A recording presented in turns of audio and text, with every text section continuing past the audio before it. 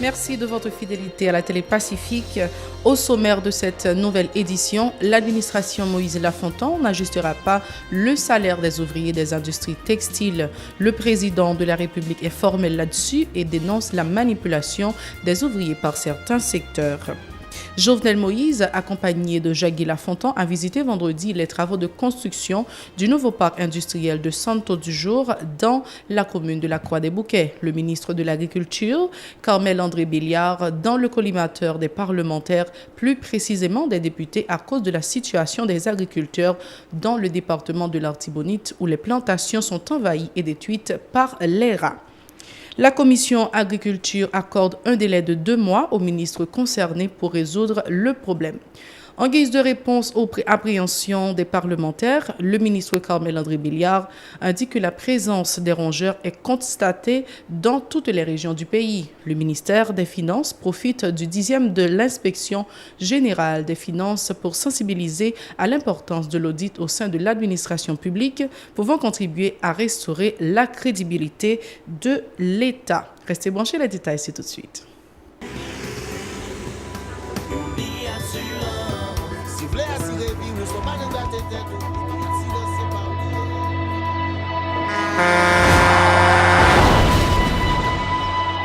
En général, moun pa reme pran assurance.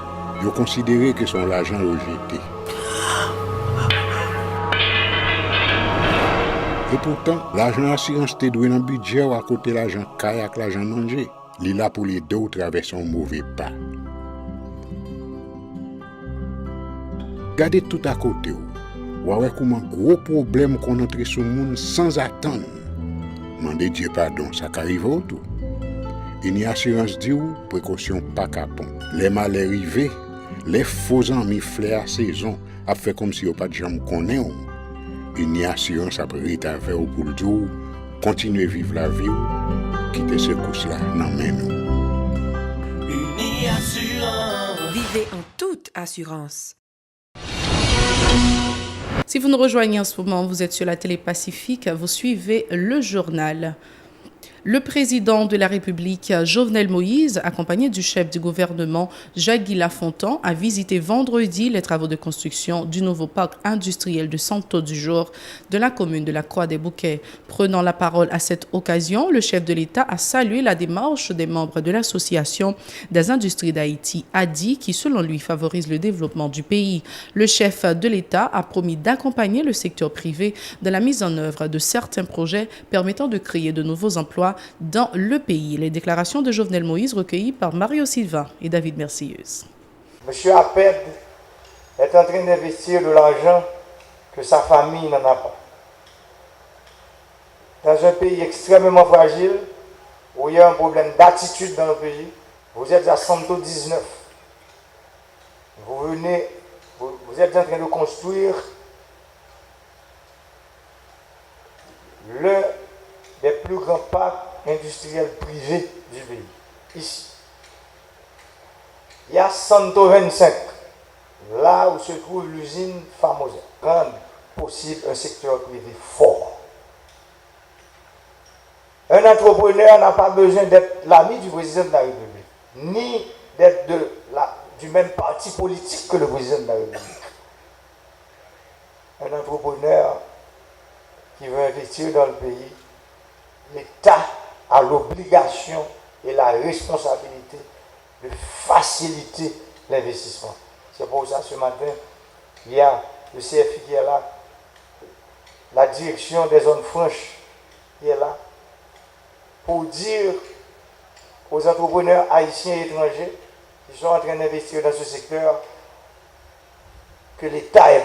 L'administration Moïse Lafontaine n'ajustera pas le salaire des ouvriers des industries textiles, a précisé le président de la République. Le chef de l'État dénonce la manipulation des ouvriers par certains secteurs. Ces déclarations. Au lieu que ou pas un job du tout, les plus bons qu'on un job pour toucher chaque quinzaine pour qu'à occuper petit tout ou bien qu'à occuper mari ou madame ou famille. Là, je voulais parler avec frère Semiok dans le syndicat. Pour me dire aujourd'hui, même j'aime te prendre courage hier, moi connais mon affaire salaire minimum qui dans la rue. Moi-même, moi pareil, parce que nous connaissons, nous avons un président qui est courageux en pile. Moi pareil pour me dire travailleur la vérité. Pour me dire nous que aujourd'hui, il n'y a pas qu'à doubler salaire. Il n'y a pas qu'à mettre ça, nous penser qu'il y a qu'à mettre sous salaire. Non, il n'y a pas capable. Parce que l'effort qu'a fait pour créer emploi dans le pays, il faut que c'est nous tous qui pouvons mettre ensemble. Syndicats, ouvriers, l'État avec patron.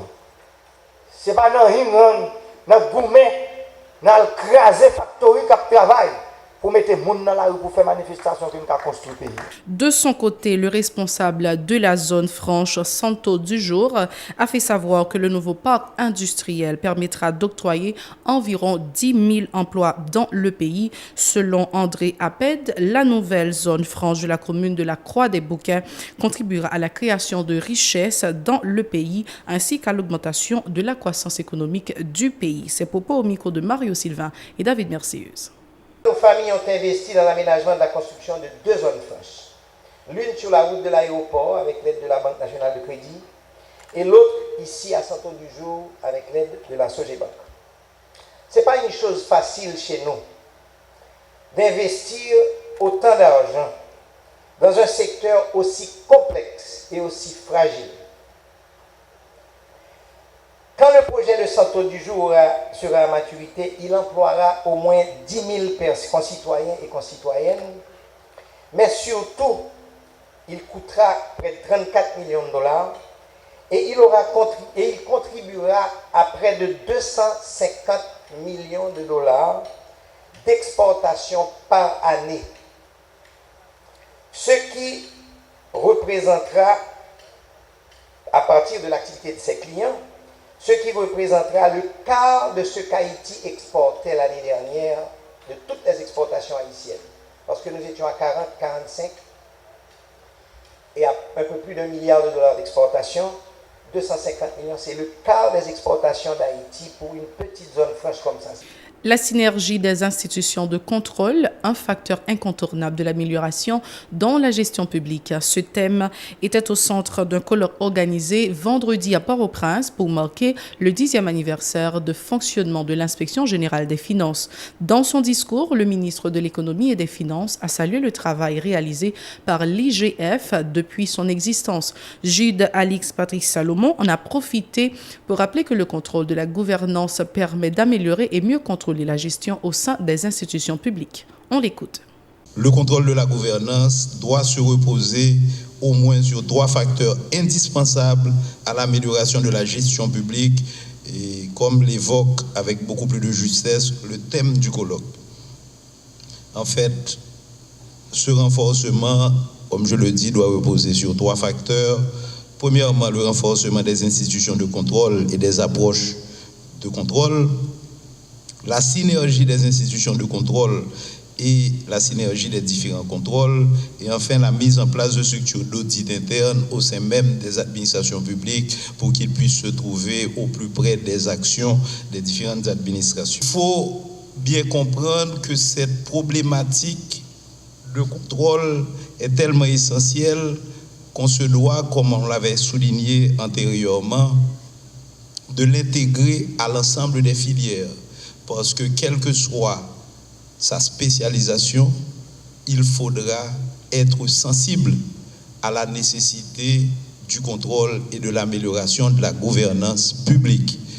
Donc, cette filière, si elle doit nous aider à mettre en place un corps professionnel, la problématique d'audit et de contrôle doit être généralisée au sein de l'ensemble de celles et ceux qui sont appelés à diriger le système d'administration publique. Pour sa part, l'inspecteur général des finances, Guy Romero Latry, a insisté sur l'importance de l'audit au sein de l'administration publique. Il contribue à la restauration de la crédibilité de l'État pour une meilleure gestion des entreprises publiques. Les propos de Guy Romero Latry recueillis par Hélène Vernal et Francineus.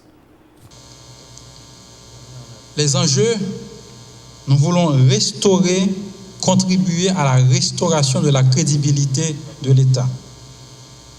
vont promouvoir l'efficience de la gestion publique, former et informer les acteurs également.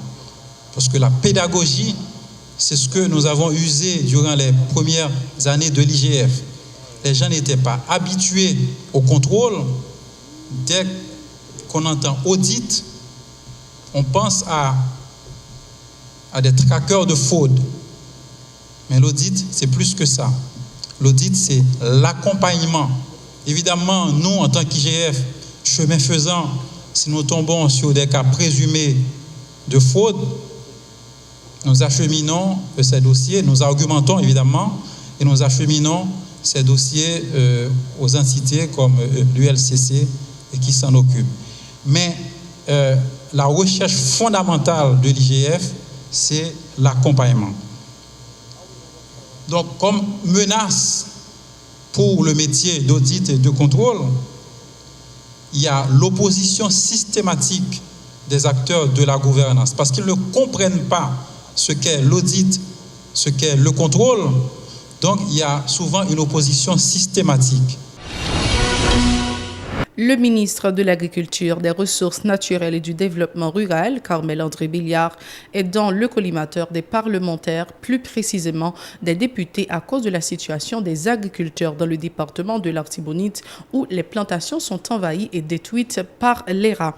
Le président de la commission agriculture, Samuel Daïti, accorde un délai de 2 mois au ministre concerné pour résoudre le problème. La majoration des prix des intrants, le dédommagement des planteurs victimes il y a 1 an du débordement des eaux du barrage de Péligre ont été également au menu des discussions. Le député Samuel Daïti au micro d'Edlène Vernal et Francineus. Jean, l'article 257 de la Constitution dit que l'agriculture, c'est la richesse principale pays. Donc, nous suivons le ministère là, de façon pour que nous soyons capables de faire action que l'a fait et n'importe le. Ça, nous pas satisfait.